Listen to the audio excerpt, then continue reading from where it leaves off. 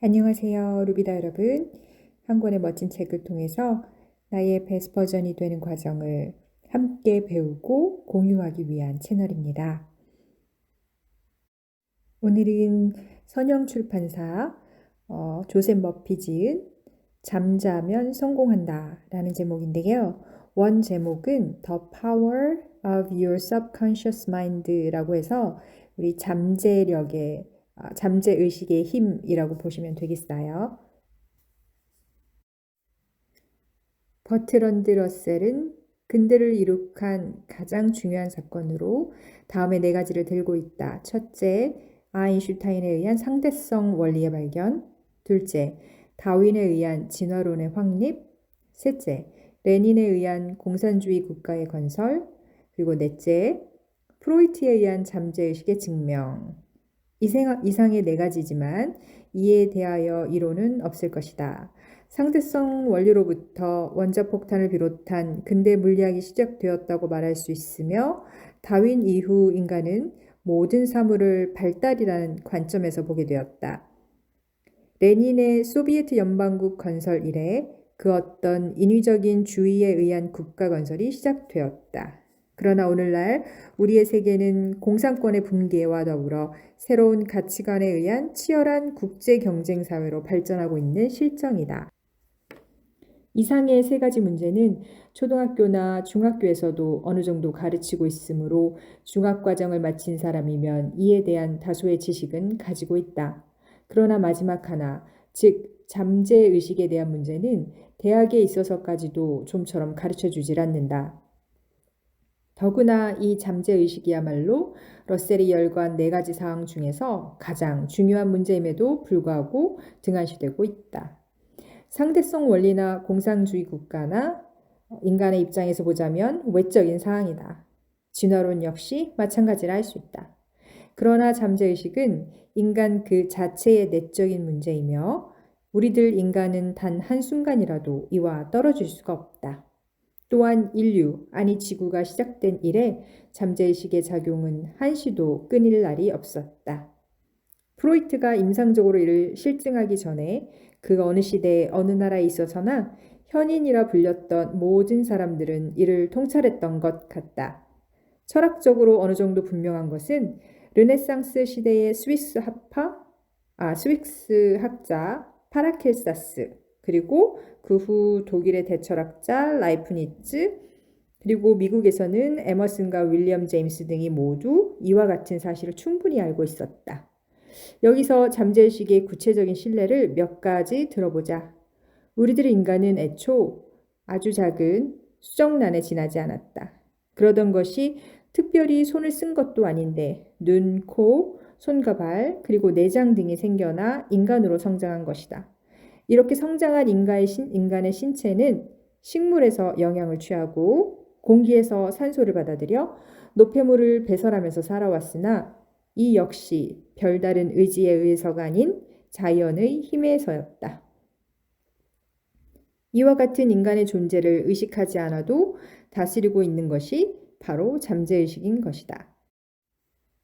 유달리 젤리를 좋아하는 아이가 있었다. 어느 땐가 좋아하는 젤리를 너무 많이 먹고 설사를 일으킨 일이 있었다.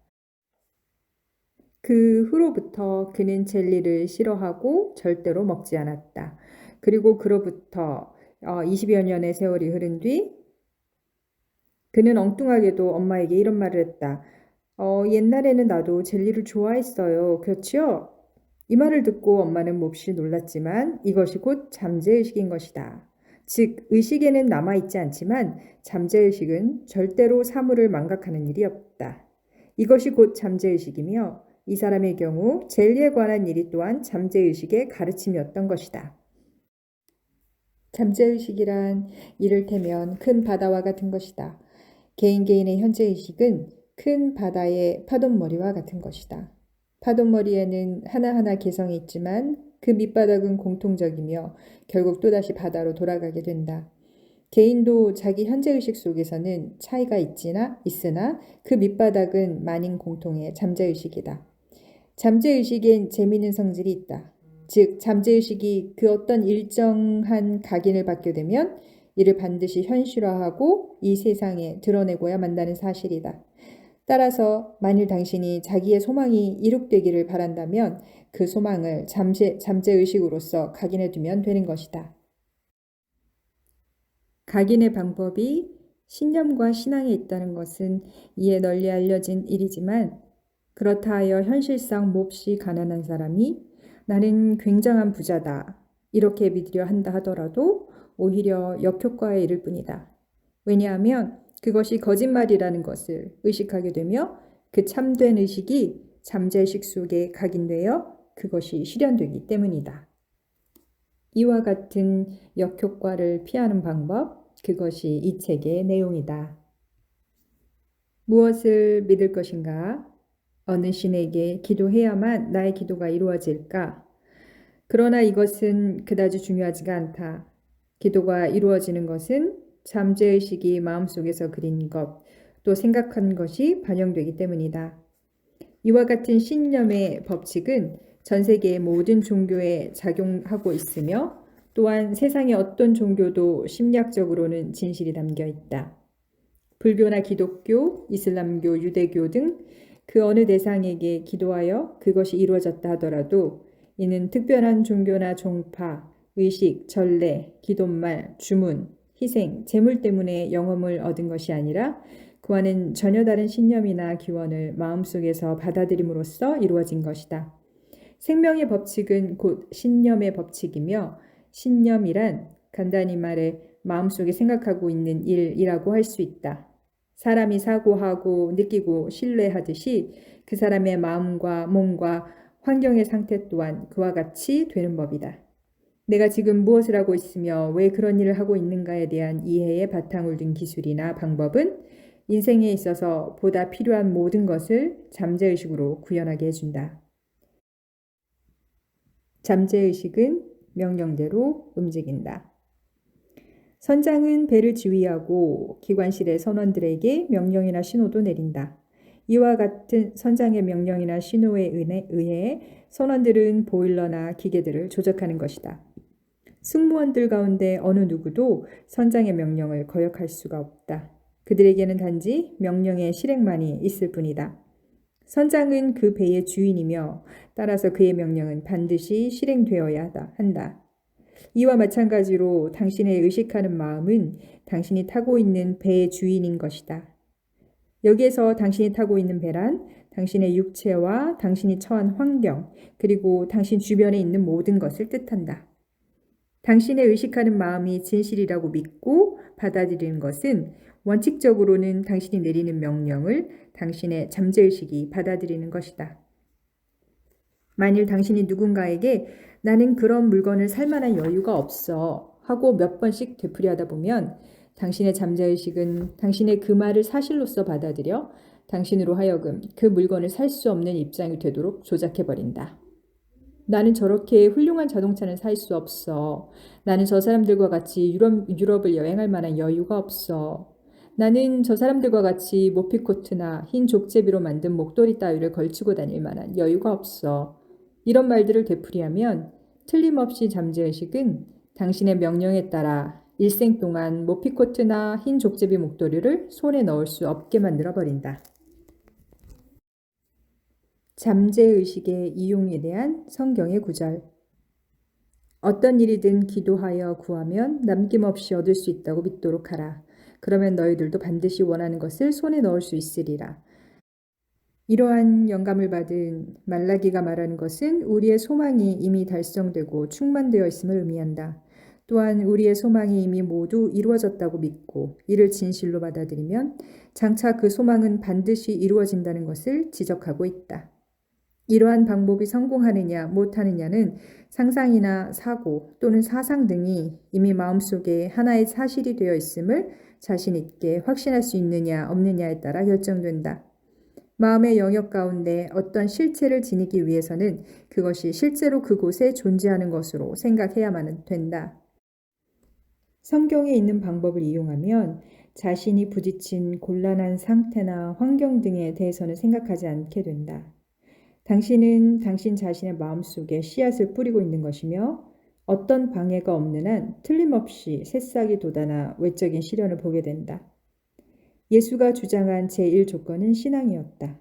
우리가 성경을 읽을 때마다 다음과 같은 구절들을 수없이 만나게 된다. 믿는 대로 이루어지리라. 땅에다 어떠한 종류의 씨앗을 뿌리게 되면 그와 같은 종류의 식물이 돋아난다는 사실을 당신은 믿고 있다. 씨앗이란 본래 그런 것이므로 당신은 성장과 농업의 법칙을 믿고 뿌린 대로 그 씨앗과 같은 종류의 식물이 돋아난다는 것을 알고 있기 때문이다.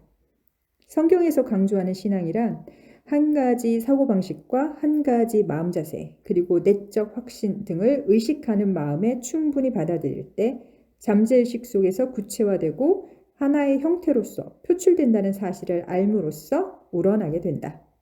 어떤 의미에서 신앙이란 이성이나 오감이 부정하는 것을 진리로 받아들이는 일, 즉 합리적이고 분석적인 의식하는 마음을 몰아내고 완전히 잠재의식의 내적인 힘에 의지해버리는 태도를 말한다. 성경 마태복음 9장 28절 30절에 고전적인 방법의 예가 있다. 예수께서 거기서 떠나실새 두 소경이 따라오며 소리질러 가로되 다윗의 자손이여 우리를 불쌍히 여기소서 하더니 예수께서 집에 들어가심에 소경들이 나아오거늘 예수께서 이르시되 내가 능히 이 일을 할 줄을 믿느냐 대답하여 주여 그러하오이다 하니 이에 예수께서 저희 눈을 만지며 가라사대 너희 믿음대로 되라 하신대 그 눈들이 밝아진지라.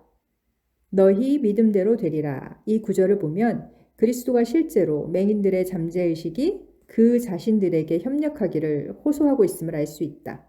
그들의 신앙이란 무엇인가? 그것은 바로 기적적인 일이 일어나 자기들의 소원이 이루어지리라는 커다란 기대와 내적인 느낌, 그리고 내적인 확신이었는데 실제로 그것이 이루어진 것이다. 자, 잠재의식에게 잠자는 동안 할 일거리를 주어라. 심리학자인 나의 친구가 한쪽 폐에 이상이 생겨 엑스레이를 찍고 분석한 결과 결핵으로 판명되었다. 그 후 그는 잠자리에 들기 전에 다음과 같이 긍정하였다. 나의 폐를 구성하고 있는 모든 세포, 신경, 조직, 근육은 이제 건강하고 순수하며 나의 전신은 완전하게 건강의 조화를 이루고 있다. 그로부터 약 한 달 뒤 엑스레이 촬영 결과 치유 현상이 나타났다. 나는 그가 어떤 방법을 이용했는지 알고 싶어서 그에게 물었다. 왜 잠들기 전에 그와 같은 긍정을 되풀이했지?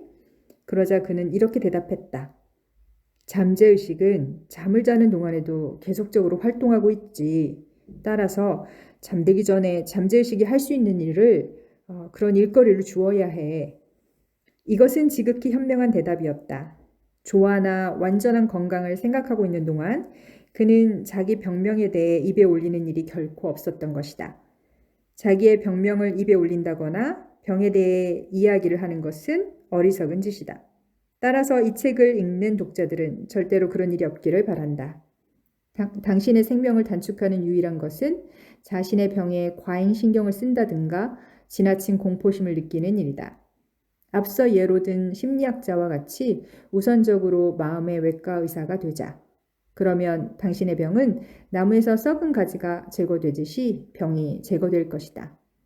만일 당신이 자신의 병 증세나 통증을 쓸데없이 입에 올리면 그것은 곧 당신의 잠재의식이 가지고 있는 동력학적 활동, 즉 치유력과 에너지의 행방을 방해하는 것이 된다. 당신의 병에 대한 두려움을 가질 경우 마음의 법칙에 의하여 그 두려운 존재가 구체적인 형태로 나타나는 경향이 있음을 명심해야 한다.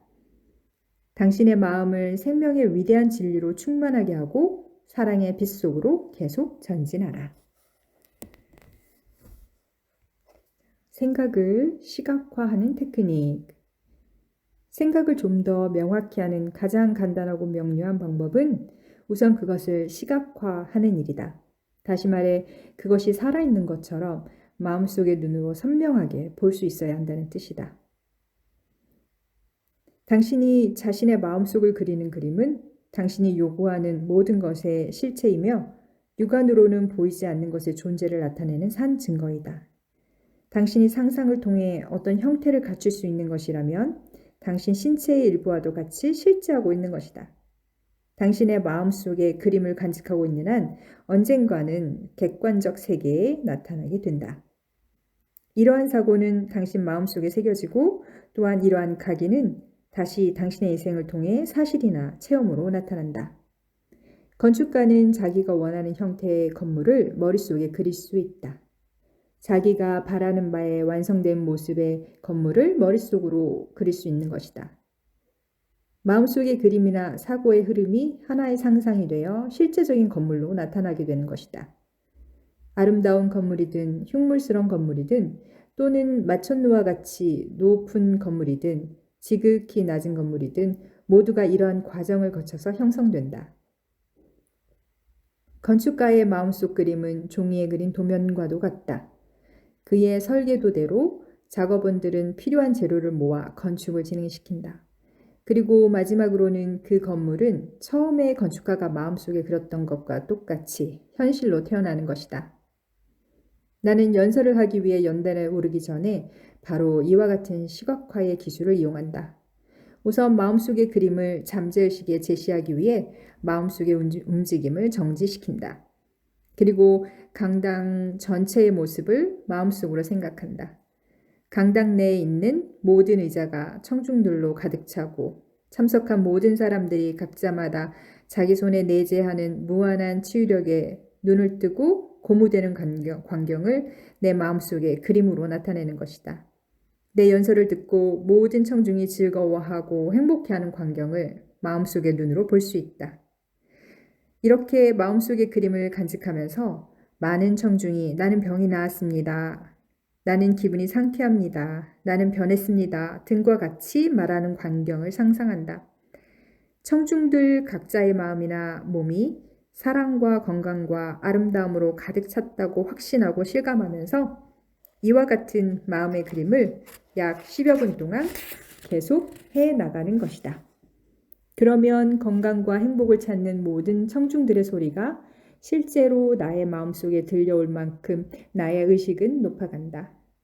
그때 나는 내 마음의 그림을 모두 해방시킬 수 있는 연단으로 나아간다. 일요일마다 내 연설을 듣고 나서 자기의 기도가 이루어졌다며 기뻐하는 사람들을 실제 여럿 볼 수 있었다. 수면법. 가수면 상태에 들어가면 노력은 최소한으로 압축된다. 가수면 상태에서는 의식하는 마음이 대부분 침전되고 만다. 잠들기 직전과 잠이 깬 직후에는 잠재의식이 최고로 노출되기 때문이다. 이러한 상태에서는 당신의 소망이 소멸되고 잠재의식에 의한 수용을 거부하는 부정적인 사고가 이미 존재하지 않기 때문이다. 가령 당신이 지금의 자신의 좋지 않은 습관이 고쳐지기를 바란다고 가정해보자. 그렇다면 쾌적한 상태가 되어 마음을 편안히 갖고 고요를 찾으라. 그리고 가수면 상태로 들어가라. 가수면 상태에 이르러 당신의 소망을 마치 자장가처럼 몇 번이라도 조용히 반복해 말하라.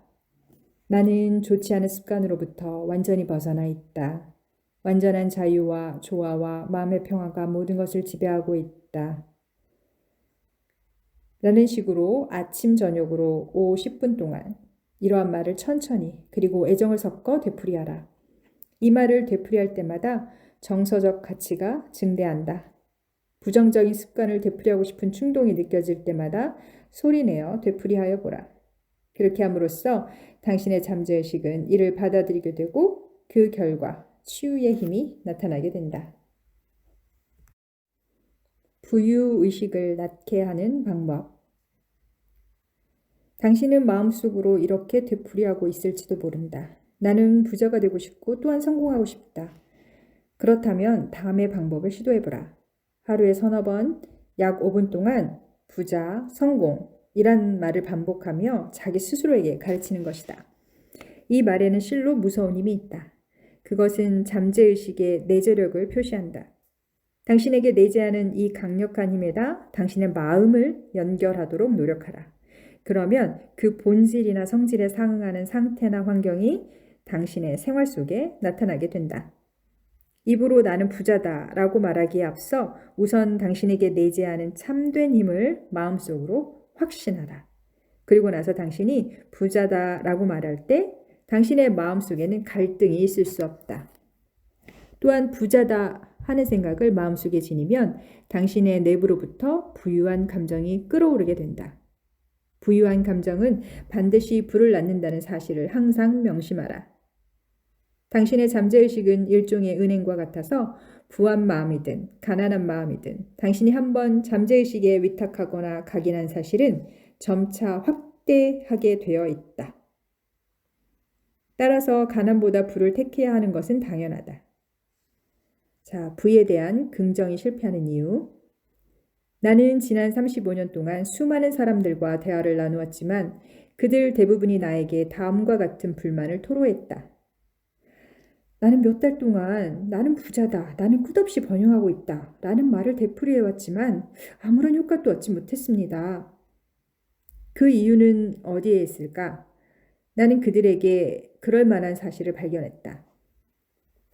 즉, 그들 대부분의 마음 한편에서는 나는 부자다, 나는 끝없이 번영하고 있다를 되풀이하고는 있지만 또 다른 한편에는 부정하는 마음도 도사리고 있다는 사실을 발견한 것이다. 즉, 그들은 마음속 어느 곳엔가 자기가 지금 거짓말을 하고 있다는 부정적인 것이 자리 잡고 있었던 것이다.